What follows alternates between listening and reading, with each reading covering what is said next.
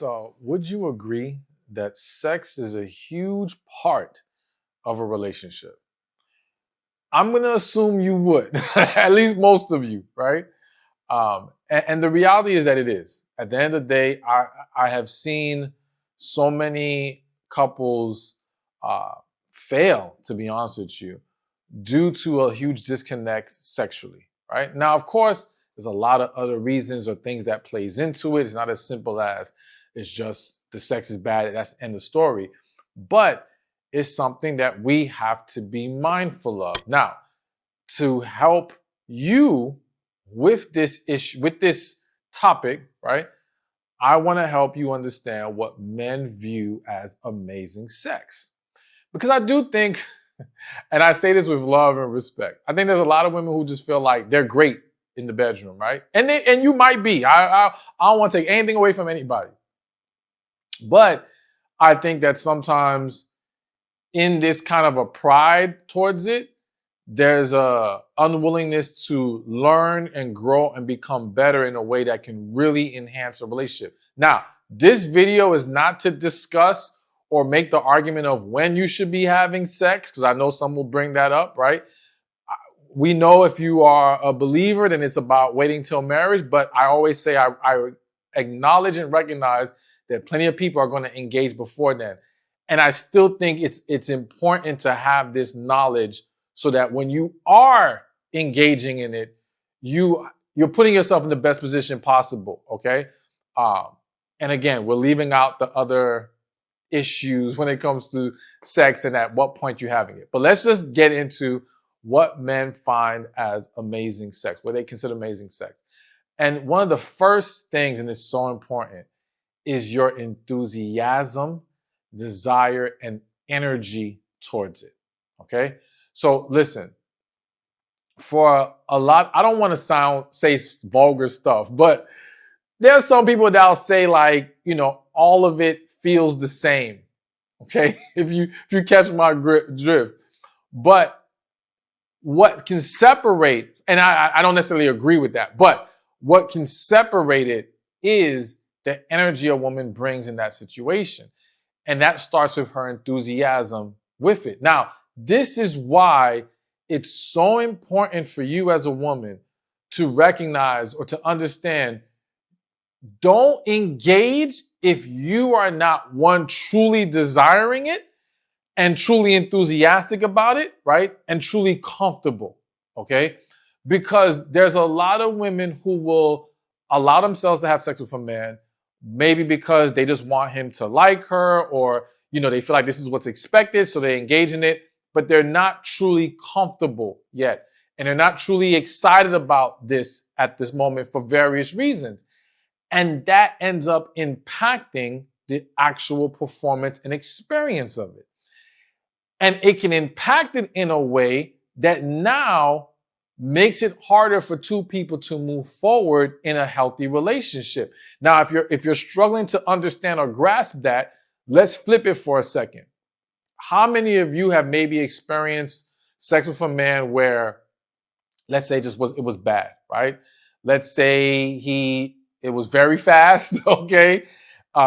He seemed very hesitant or overthinking it, just maybe too nervous, whatever the case may be. And the performance was bad. Now, sometimes you might be able to look past that, depending on a lot of different factors involved. That may not make you say, okay, I don't want to be with him. And I do think it's more likely for a woman to look past a subpar performance than it is for a man. But some of you may have said to yourselves, oh, I can't work with this. Or you tried a couple more times with him and it still wasn't the best. And that had a huge part to why you could not move forward with them, even though they were a nice guy. Now, here's the thing. Sometimes that's due to his own nervous, like there's some guys have performance anxiety, they're overthinking it. They have not gotten comfortable enough with this woman to relax and really engage in a way that can make things better. But fair or not fair, a lot of people we ain't got time for all that. If you're not coming in with a certain level of skill or ability, Some ain't trying to move past that. So to flip it back, this happens a lot of times to women. And so, again, the point is you want to make sure you are comfortable. You want to make sure you actually have enthusiasm, because that's what's going to help it be enjoyable. Because for the man, it's not simply being able to experience this with you. Is wanting to feel desired by you. It's wanting to feel like you want this as much as he does, or at least close to it. When we're talking about amazing sex, now, some people are just happy to just get it, right? But when we're talking about it was really good, it's because both parties were so into it, all right? So that enthusiasm and that energy is hugely, hugely important. All right, so let's keep going. And another thing that men consider amazing sex, or what contributes to a man considering it as amazing sex, is your willingness to tap into and embrace his desires. Okay? So again, let's use this in the context of a marriage for a second. So there's a lot of women who they'll say to me, well, he gets sex when he wants it. If she wants it, whether she's in the mood or not, she'll take one for the team, however you want to say it, and she'll do it with him. However, him just receiving that from her, though that's a good first step, you could talk to a husband in that situation, he's still very unsatisfied. Because even though she's engaging, she doesn't do the things in the way that he likes. She doesn't consider the whether it be the style, the techniques, whatever the case may be, maybe even wearing certain things to bed, whatever the case may be. She just dismisses all that and is almost like, take what I'm going to give you and shut up. Okay? And that can that can take away from the experience big time. So the willingness to first learn what he likes and what's important to him is a great first step. All right. And this is why, even for those people who are waiting to have sex, waiting to get married, you want to have these discussions as early as possible. You can still learn a lot about someone and their preferences, and if you two can actually align in the bedroom by just having deeper conversations, by asking questions. Now, there's a huge point I'm going to make later in the video that plays into creating an environment where we can have that discussion in a way that really reveals things. All right. And I'm going to be real with y'all. Some of y'all in that discussion with that person is going to learn what they like is very different than what you're comfortable with. And it just does not fit together. Okay. And we got to be real with ourselves. Like, I'm not sitting here telling you cross lines that go against your values or you're uncomfortable with. But understand that if you just think that I'm going to ignore what this man likes, but as long as you keep having sex with him, everything's going to be cool. Nah. And it definitely ain't going to be amazing. Okay.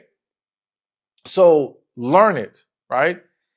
And be open to constructive criticism. Now, I know some of y'all are thinking, well, they need to be open to constructive criticism. And I 100% agree. I think everybody, the goal should be, especially if we're trying to be married to each other, the goal should be being the best we can be for each other in all areas, including sex. And that means we have to humble ourselves enough to understand it's about learning what this person likes, and understand that, listen, for those who have had multiple experiences before they meet this person or they get with them, whatever, you could have been amazing with everyone you've been with previously. But it doesn't mean that your style or technique that you're coming in with is going to land with this person. Same way with them towards you. So we have to be humble enough to understand everyone's a different individual, and there's small little details and nuances that can change how great they view this experience with you. All right. So taking time to learn it, being willing to embrace those things. Again, don't cross lines that you're not comfortable with or go against your values. But while in the moment of it, right, being receptive, being in tune with that person so that you can understand, again, how to just make the experience overall amazing. All right. So the next thing on this list of what a man considers amazing sex is when he can feel safe in the experience. Now, I just spoke to about how when you're communicating in advance about these things and learning each other, what's going to allow that conversation to really reveal things and allow you guys to really dive deep into each other's needs, desires, perceptions is safety, right? And when I say safety, I mean like not feeling judged. And again, it does not mean you're going to agree with or sign up for everything that they like. But it does mean that you got to come in with an open mind just to hear them out. Okay. And what happens is if we can then transition from that conversation to the bedroom with not feeling judged, and especially again, that's what makes that pre-conversation so powerful. Because if let's just say, for example, he's into some kinky things, right? And it's very normal that if a man really likes you, he's serious about you, he may be fearful about revealing some of the kinky things he's into. He ain't trying to scare you off, right? Same thing happens with women. I used to make there's a book. Let me tell you, this is so funny. And don't judge me. And I'm trying to be vulgar, but I'm just keeping it real with y'all. So there's my first ever book is called How to Get a Woman to Have Sex with You If You're Her Husband. If you're her husband, okay? So I'm speaking to the men on helping them pour into their wives in a way that makes her more sexually receptive to him, right? And so in one of the chapters, I talk about you have to create an environment where she doesn't feel judged and she feels open-minded. And I give this example of how you could have a couple, and let's say they're watching some kind of sexual movie or even a porn, whatever. We're not here to judge. We're just saying, let's say that's the scenario. And let's just say the man does a thing like he puts his finger in her butt. I said, listen, I'm sorry I had to say it like that, but I didn't put that in the book, okay? I just feel weird saying it right now. But let's keep it real. Let's create that safe space right now. He puts a finger in the butt. Now, some of y'all are like, oh, that's disgusting. Some of y'all are like, hell yeah. But I said in the example, the woman, in her fear of revealing this side of her that likes these things, she may not come right out and say, oh, I like that. You should do that to me sometimes. She might say to the guy, what do you think about that? What do you think about that move he just did? And what's crazy is you'll have some situations where the guy could be into that, but because he doesn't want to come across a certain way to her, he's like, okay, let me act like I'm appalled by, oh, that's disgusting. I would never do that. And now both of them end up not getting what they really wanted, because what she was really hoping was that he would say, yeah, I wouldn't mind doing that. And she's like, okay, let's try. You feel me? So what I'm saying to you is that a lot of people aren't revealing their true desires, which in some scenarios can create a lack of fulfillment. So going back to the point of safety, we want to create a safe space. And that starts with the conversation. Because now if we reveal these things and we're both on the same page, now when we actually engage, there's no worry of, well, what they're going to think of me if I do this? Is this going to make them look at me different?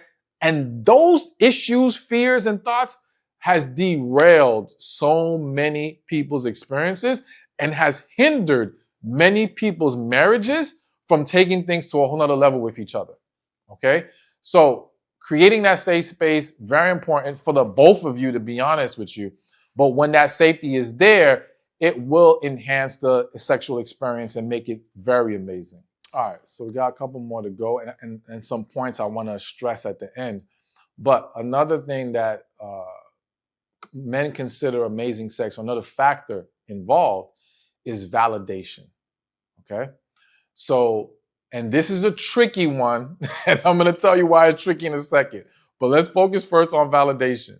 So, at the end of the day, if someone leaves a sexual experience not really knowing if the partner enjoyed themselves and really had fun here or it was just pleasurable for them, that can hinder their ability to have fully enjoyed it or viewed it as an amazing experience, right? So if they're not getting enough response from you during, and they're not getting enough response and validation from you afterwards, that can cause a problem. Now, I think it's most important for the validation to first start within the experience, okay? And that's why I think being verbal and expressive is very, very good. Now, of course, those can be through words, through sounds, through other cues, clinching, whatever. There's different things that for different people, but somehow showing you're loving this, this is great, let's keep going, or whatever the case may be. And then, of course, afterwards, adding a little bit more to it, sprinkling a little bit more validation on top. Man, that was amazing. That was great. Boom, boom, boom. All of that enhances things because, again, and this is especially and more specifically true when a man has actual feelings for you, okay? He cares more about how you viewed that experience and how you viewed him afterwards. If he's just a dude that's trying to be casual or have fun with you for his own at his own convenience, he may care less, right? And it's not as important to him because all that matters to him is that he got what he wanted to get. But for the guy who's actually more invested emotionally, it matters a lot more. So you want to be expressive in that way. Now, here's why I said this is very tricky. Because I don't want y'all faking it. And I know for some of you, you're like, well, if you don't fake it, ain't no validation coming. and I get it. I get it. But the problem is, if you have to fake it, faking it is only masking the underlying issue. And unfortunately, no matter how good of an actress you might be, no one can fake it forever. Okay? No one can fake it forever. And I'll never say anything's 100%. So maybe there's this one or there's some exceptions to the rule, but the vast majority of y'all can't fake it forever. So at some point, if you have to fake it, it's gonna all fall apart. Whether that be because you want to engage less, whether that be that you're not as expressive, maybe you're tired of fake shaking your leg or fake moaning, whatever the case may be, you can't keep it up. And once that falls apart, everything else falls apart with it, okay? So, though we want to give validation, though I want you to embrace that, if he's not giving you anything to validate, then it needs to be addressed first. And again, this goes back to why communication is so important. It can be so powerful.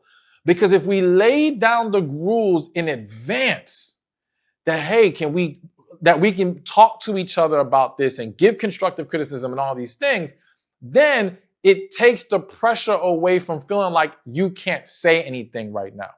All right. And now what happens is, okay, maybe for the first few times, there's no real validation because you got to work through some kinks and get things on the right track. But the beautiful thing is, because you're allowed to talk about it, you can get to hopefully, because some people just ain't a good fit for each other. And no amount of talking is going to change anything. But hopefully, you can get to that point where now you guys are on the same page, everything's hitting right, and boom, you're good to go. And now the validation is pouring out effortlessly, right? And it's genuine validation. So be willing to talk about it and create that environment where you can, but definitely you want to consider giving. And let me just say this, because this also kind of just hit me for a second. Because there's some of you may struggle to be expressive in the moment, right?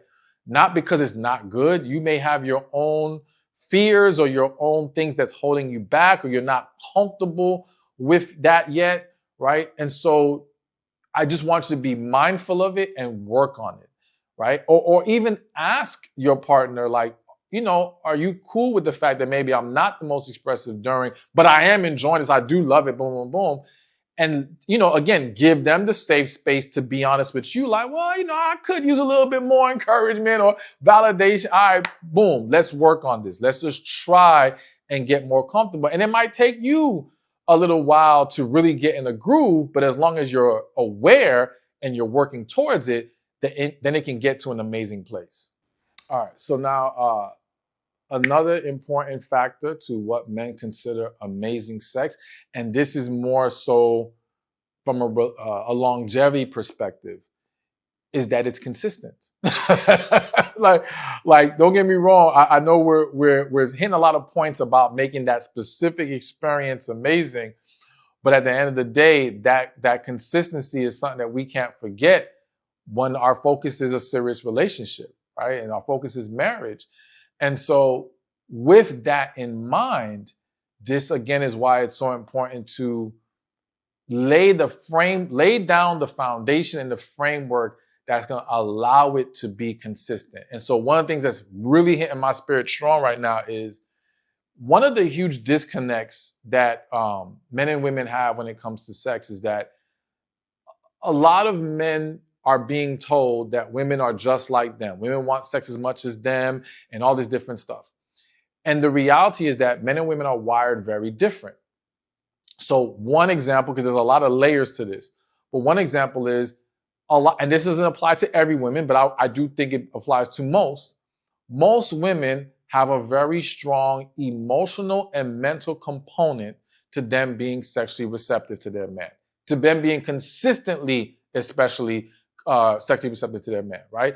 If he is not pouring into her cup emotionally and mentally, she's not going to be able to keep showing up in the ways that she needs to. Her desire to show up, her energy while she's in it, your ability to even enjoy it. Like if you're too stressed out, if there's too much going on, and you're not in a safe place in your relationship, it's going to be hard for most women, right?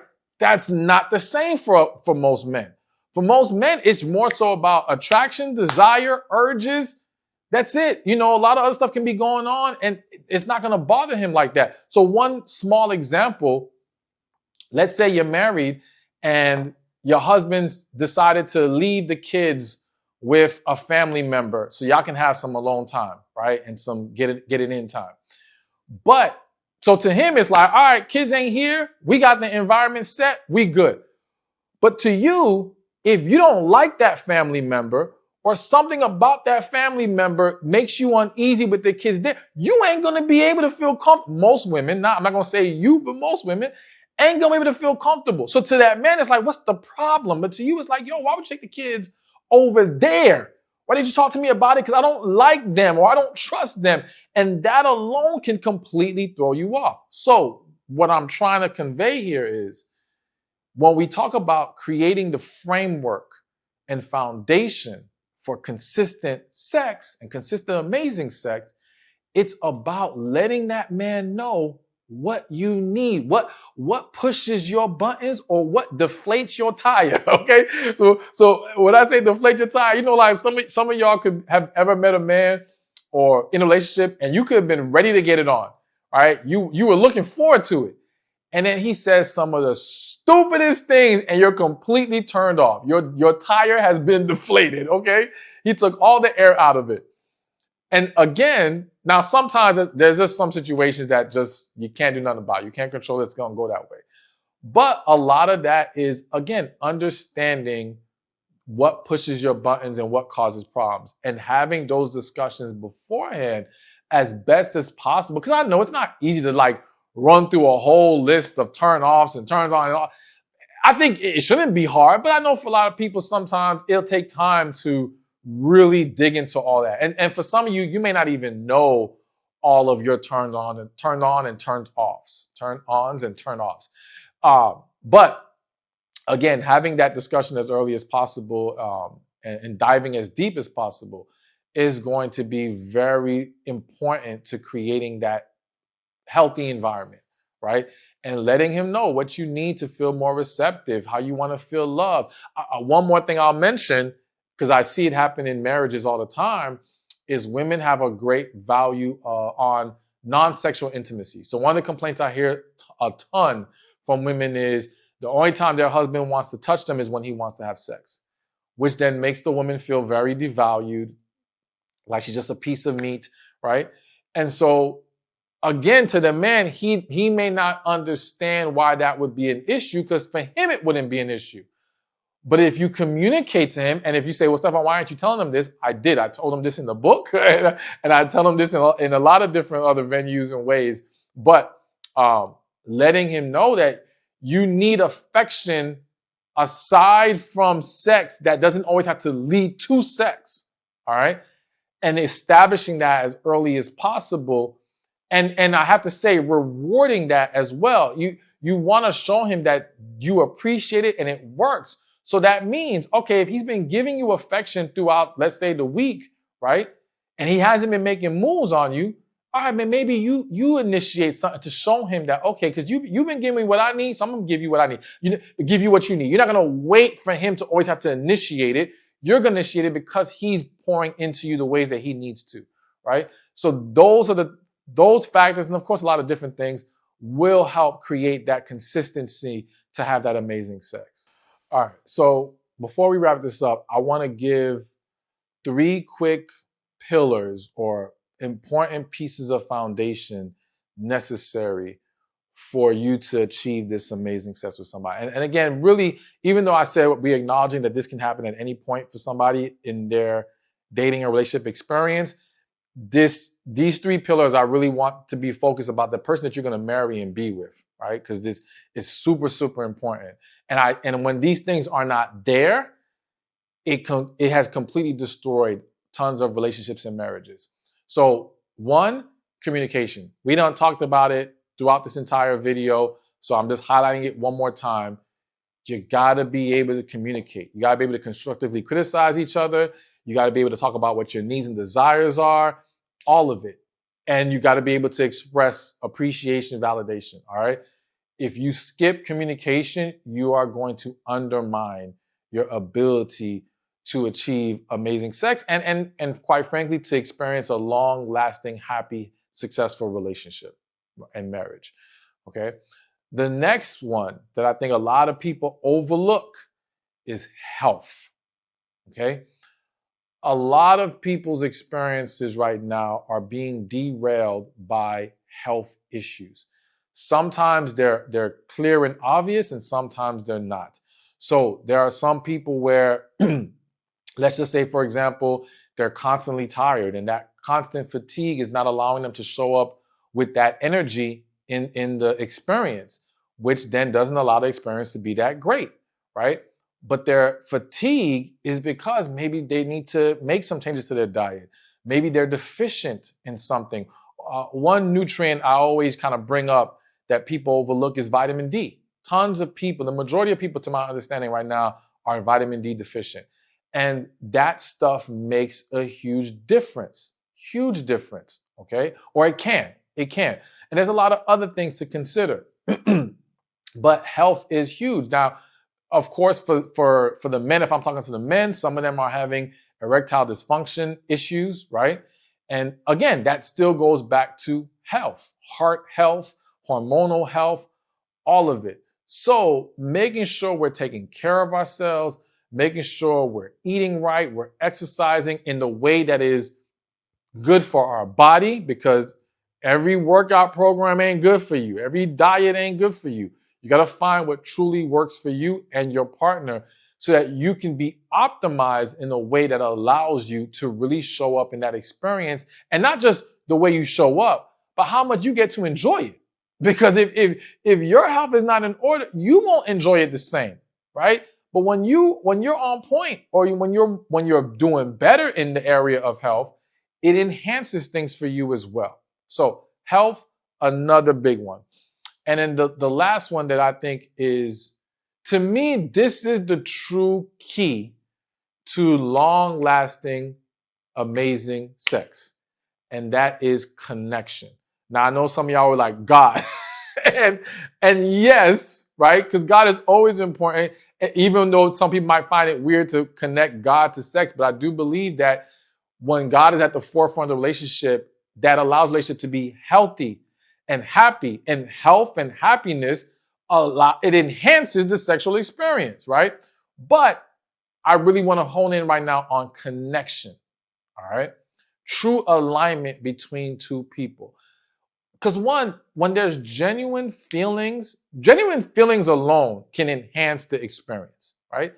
But connection can take it to a whole nother level. And connection to me is the glue, because when there's a genuine connection, we truly like each other at the core, right? And because we truly like each other, we truly embrace and desire pouring into each other. And amazing great sex involves two people who are pouring into each other, who can be unselfish or selfless in their experience, but they're both going to receive because they're both being selfless for each other, right? And that's what makes it amazing. So having that connection is so big. And when you have that connection, that communication gets 10, 100 times easier. Way easier when there's a genuine connection.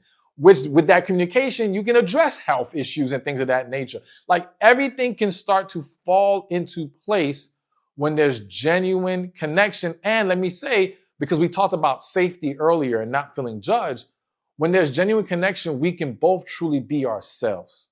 All right.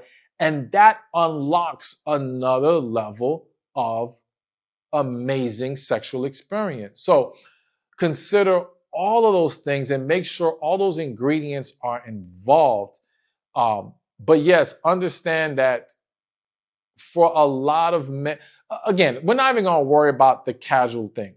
For the man you're trying to spend your life with, right? I just want to highlight one more time. You got to be willing to embrace his needs and desires and be willing to learn it. Because I just see that get dismissed a lot. And people don't understand how detrimental that can be. But when you are both willing to come to the table and respect, value, and love each other and pour into each other, then you can, the sky's the limit as far as this experience is concerned. Thank you for watching this video. I pray it was helpful to you. Be sure to watch this one over here on how men fall in love. So there's this great quote that says, lust can feel like love until it's time to make a sacrifice. And I want to lead with that quote because